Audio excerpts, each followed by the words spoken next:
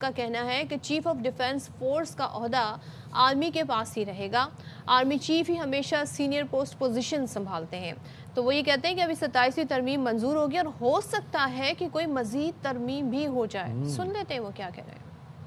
PDF کا جو عہدہ آئے گا کہ وہ صرف آرمی چیف کے پاس رہے گا؟ میری ناقص شکل کے مطابق یہ آرمی کے پاس ہی جو عہدہ رہے گا. یہ ابھی امینڈمنٹ پاس ہونی ہے, ابھی ڈسکس ہونی ہے. ہمیشہ پاکستان کے کانٹیکسٹ میں army chief has always been holding the senior most position. اس میں جو ہے پاس کرانے کے لیے جو ہے ہو سکتا ہے وہاں پہ کو انٹروڈیوس کریں, مزید امینڈمنٹس انٹروڈیوس ہوں, ان میں امینڈمنٹس میں امینڈمنٹ انٹروڈیوس ہوں.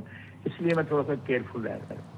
اچھا جی, پھر اوور دا ویکنڈ ہم نے دیکھا کہ وزیر اعظم شہباز شریف نے حکومتی اور اتحادی جماعتوں کے ارکان کے اعزاز میں عشائیہ رکھا, ان کو عشائیہ دیا. پھر اس عشائیے سے خطاب میں انہوں نے کہا کہ تمام اتحادیوں نے قومی سوچ کا ساتھ دیا, جتنے سنگ میل عبور کیے حکومت اور اتحادیوں کے تعاون کا نتیجہ ہے.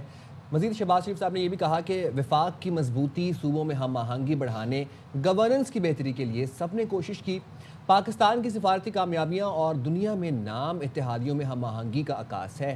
مشترکہ کوششوں سے ہی پاکستان کو شاندار مقام حاصل ہے, اور یہ بھی کہا کہ معاشی صورتحال میں بھی بہتری ہو رہی ہے اللہ تعالیٰ کے فضل و کرم سے. بالکل.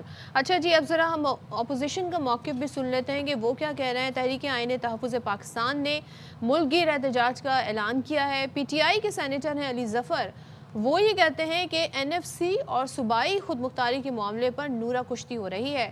پیپلز پارٹی کو فیس سیونگ دی گئی ہے, جبکہ بلاول بھٹو نے سب کچھ طے ہونے کے بعد ٹویٹ کیا. وہ جو ان کا پہلا ٹویٹ تھا اس کا حوالہ دے کے کہہ رہے ہیں. اسد کیسر کہتے ہیں جی کہ آئین کو بلڈوز کرنے سے پاکستان کا نقصان ہوگا. اس طرح کی قانون سازی کی مثال دنیا میں نہیں ملتی.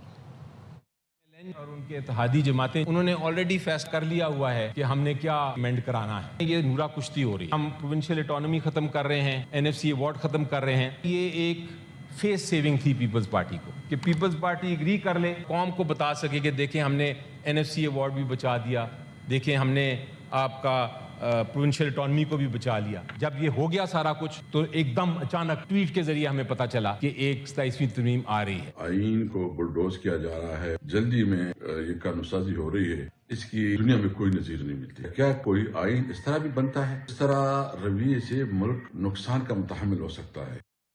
مسٹر نوید.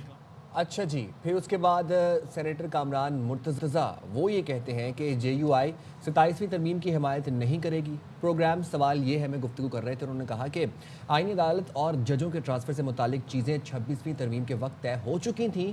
نمبر بڑھنے کے بعد طے شدہ چیزوں سے انحراف کیا جا رہا ہے. ذرا سن لیتے ہیں. ہم اس ترمیم کو ایکسیپٹ نہیں کر رہے. ایک تو ہم اس کو نہیں سمجھتے, اور دوسرا جو ہے نا اس میں بہت ساری چیزیں وہ ہمارے درمیان کنسیڈر ہو کے اور سیٹل ہو چکی تھی 26 امینڈمنٹ کی صورت میں. کانسٹیٹیوشن کوڈ بنا رہے ہیں تو کانسٹیٹیوشن بینچز, یہ پہلے بھی پرپوزل تھا اور پہلے بھی پرپوزل جو ہے یہ ایکسیپٹ نہیں ہوا تھا, اور اس کے بعد یہ ہم بینچز کی شکل میں ہم نے اس معاملے کو سیٹل کر لیا تھا. ججز کی ٹرانسفر کا معاملہ یہ ہمارے درمیان سیٹل ہو چکا تھا. تو ذرا بات کر لیتے 27ویں ترمیم سے متعلق. اس آئینی ترمیم کی منظوری کے بعد